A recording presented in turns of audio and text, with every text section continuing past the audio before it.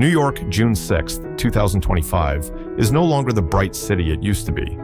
A gloomy atmosphere hangs over the place, as if even nature is signaling an impending disaster. Peter Parker, also known as Spider-Man, is standing on top of the Empire State Building, looking down at the bustling crowd below. He has fought all kinds of enemies in the past 10 years, from the Green Goblin to Venom, but this time, his intuition is screaming that something more terrible is coming.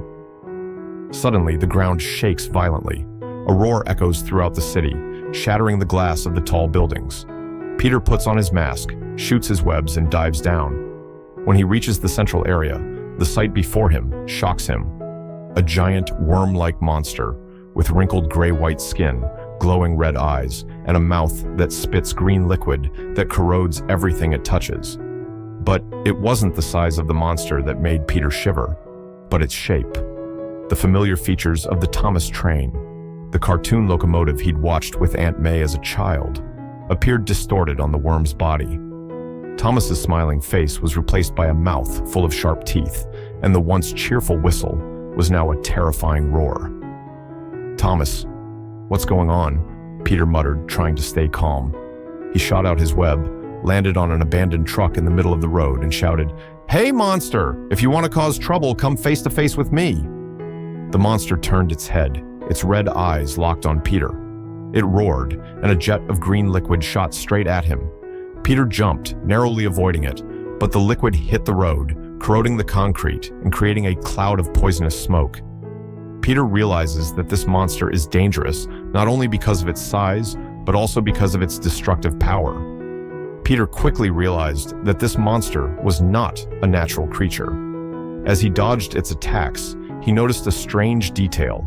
A small logo of the Alchemax Corporation was carved into the monster's body. Alchemax, a biotechnology corporation that had been investigated for illegal experiments, but had never been punished due to lack of evidence. Alchemax, it's them again, Peter gritted his teeth. He had faced Alchemax before, when they tried to create an army of hybrid creatures, but he had not expected them to go this far.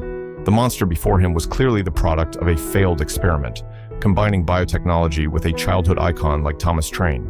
But why? Why Thomas? Peter shot out his web, grabbed onto a building, and pulled himself up, avoiding the monster's bite. As he did so, he heard the sound of a military helicopter overhead. The red helicopters began to bombard the monster, but the bullets seemed to have no effect.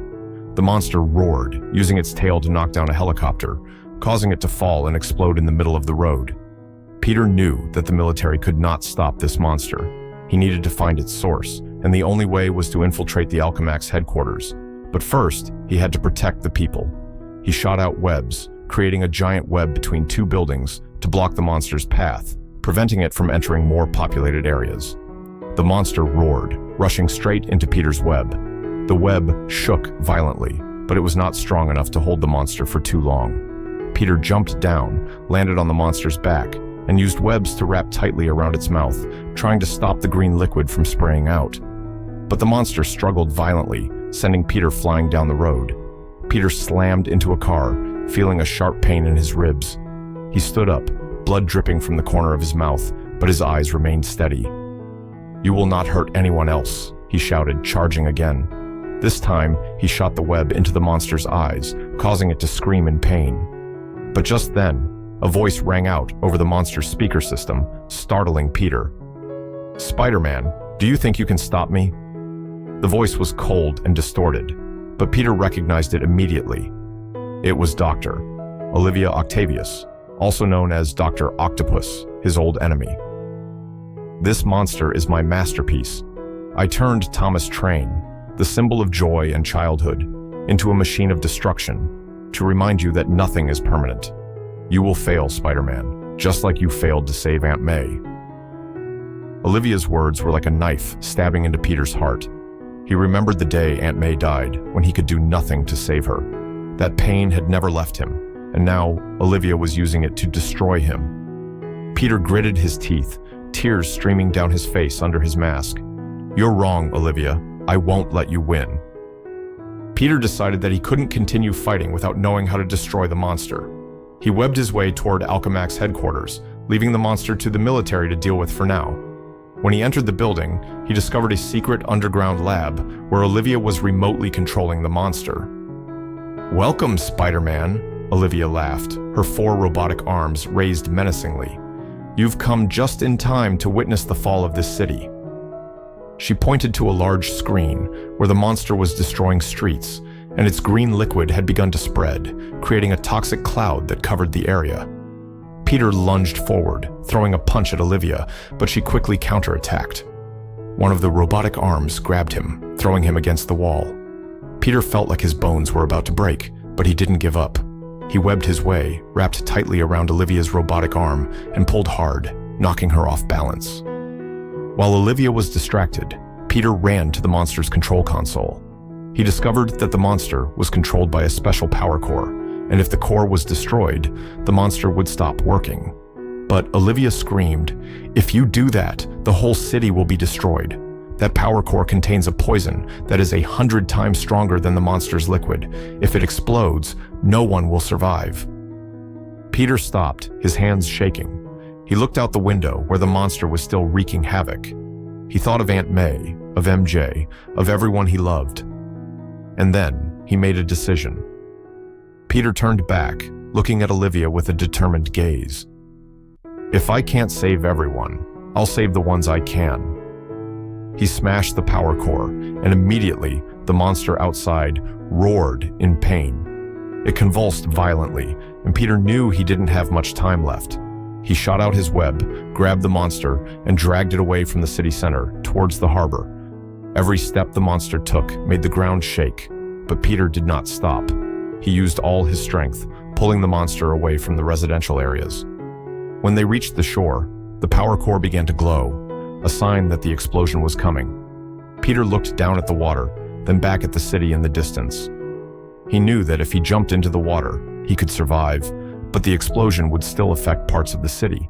But if he stayed, he could use his web to hold the monster underwater, minimizing the damage.